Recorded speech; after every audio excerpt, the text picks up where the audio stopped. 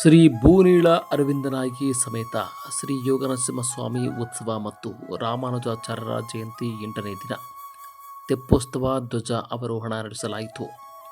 ತೆಪ್ಪೋತ್ಸವವು ದಕ್ಷಿಣ ಭಾರತದ ದೇವಾಲಯಗಳಲ್ಲಿ, ವಿಶೇಷವಾಗಿ ಕರ್ನಾಟಕ, ತಮಿಳುನಾಡು ಮತ್ತು ಆಂಧ್ರ ಪ್ರದೇಶದಲ್ಲಿ ಆಚರಿಸಲಾಗುವ ಪ್ರಸಿದ್ಧ ಧಾರ್ಮಿಕೋತ್ಸವವಾಗಿದೆ.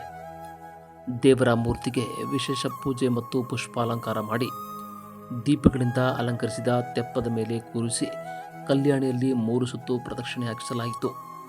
ಬಳಿಕ ಶ್ರೀ ಧನುರ್ದಾಸ ರಾಮಾನುಜಾಚಾರ್ಯ ಸ್ವಾಮಿಗಳು ಮಾತನಾಡಿ, ತೆಪ್ಪೋತ್ಸವದಲ್ಲಿ ಭಾಗವಹಿಸುವುದರಿಂದ ಪಾಪಗಳು ನಾಶವಾಗಿ ಮನೋಕಾಮನೆಗಳು ಈಡೇರುತ್ತವೆ ಎಂಬುದು ನಂಬಿಕೆಯಾಗಿದೆ.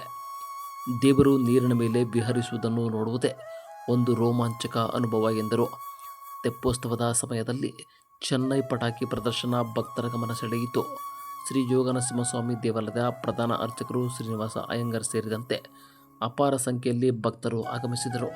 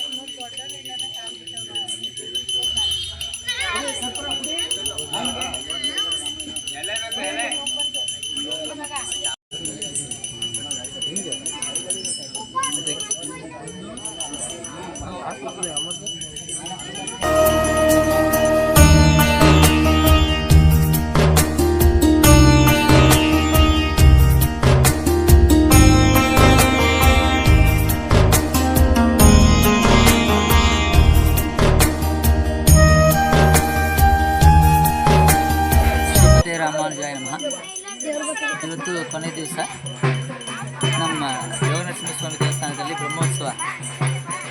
ಇವತ್ತು ತೆಪ್ಪೋತ್ಸವ. ತೆಪ್ಪೋತ್ಸವ ಯಾಕೆಂದರೆ ದೇವರು ಇಲ್ಲಿದ್ದಂಥ ಸುಮಾರು ವಾಹನಗಳಲ್ಲಿ ಮತ್ತು ರಥೋತ್ಸವದಲ್ಲಿ ರಥದಲ್ಲಿ ಎಲ್ಲ ಹತ್ತಿ ಎಲ್ಲ ಕಡೆಯಲ್ಲೂ ಹೋಗಿ ಎಲ್ರಿಗೂ ದರ್ಶನ ಎಲ್ಲ ಕೊಟ್ಟಿದ್ದಾರೆ. ತುಂಬ ಅವರು ಮೈಯಲ್ಲಿ ಶ್ರಮ ಇರುತ್ತೆ ಮತ್ತು ಬಿಸಿಲು ಟೈಮಲ್ಲಿ ಅದಕ್ಕೋಸ್ಕರ ರಾತ್ರಿ ಈ ಥರ ನೀರಲ್ಲಿ ದೋಣಿಯಲ್ಲಿ ಆರಾಮಾಗಿ ಕೂತ್ಕೊಂಡು ವಿಶ್ರಾಮವಾಗ ಆ ಶ್ರಮ ತೀರಬೇಕು ಅಂತ ಅದಕ್ಕೋಸ್ಕರ ಈ ತೆಪ್ಪೋತ್ಸವ ಮಾಡೋದು. ಎಲ್ಲ ಆ ಕಾಲದಲ್ಲಿ ರಾಜಾಗಳು ಎಲ್ಲ ಮಾಡುವ ಪದ್ಧತಿಯಲ್ಲಿ ಇದೆಲ್ಲ ಮಾಡೋದು.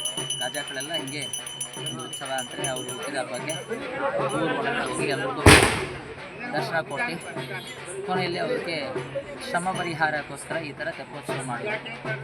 ಇದು ದೇವರಿಗೂ ಮಾಡೋದು. ದೇವರು ರಾಜಾಧಿರಾಜ ಅಲ್ಲ, ಅದಕ್ಕೋಸ್ಕರ ತಣ್ಣಗೆ ಒಂದು ವಾತಾವರಣದಲ್ಲಿ ಜನಗಳೆಲ್ಲ ಅವ್ರಿಗೆ ತುಂಬ ಚೆನ್ನಾಗಿ ಹಾಡೆಲ್ಲ ಹಾಡಿ ಮ್ಯೂಸಿಕ್ ಇನ್ಸ್ಟ್ರೂಮೆಂಟ್ಸ್ ಅದೆಲ್ಲ ನುಡಿಸಿ ಆ ಥರ ಮಾಡಬೇಕು.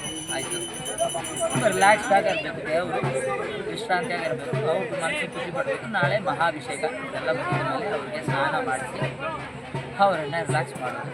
ಇವತ್ತು ಧ್ವಜ ಅವರೋಹಣ ಅಂದರೆ ಕೆಳಗಡೆ ಇಳಿಯೋದು. ಇದು ಮುಗಿದ ಮೇಲೆ ದೇವರಿಗೆ ಧ್ವಜಸ್ತಂಭ ಗರುಡಗಂಬದಿಂದ ಆ ಗರುಡ ಧ್ವಜ ಕೆಳಗಡೆ ಇಳಿಸೋದು. ಇದಾಯಿತಂದರೆ ಈ ಉತ್ಸವ ಪೂರ್ತಿ. ಧ್ವಜ ಆರೋಹಣ ಅಂದರೆ ಅವರೋಹಣ ಅಂದರೆ ಈ ಟೈಮ್ ಒಳಗಡೆ ಊರಲ್ಲಿ ಇರೋರು ಯಾರು ಹೊರಗಡೆ ಹೋಗಬಾರ್ದು, ಇಲ್ಲೇ ಉಳ್ಕೊಂಡು ದೇವರಿಗೆ ಈ ಉತ್ಸವಗಳನ್ನು ಚೆನ್ನಾಗಿ ಮಾಡಿಸ್ಬೇಕು.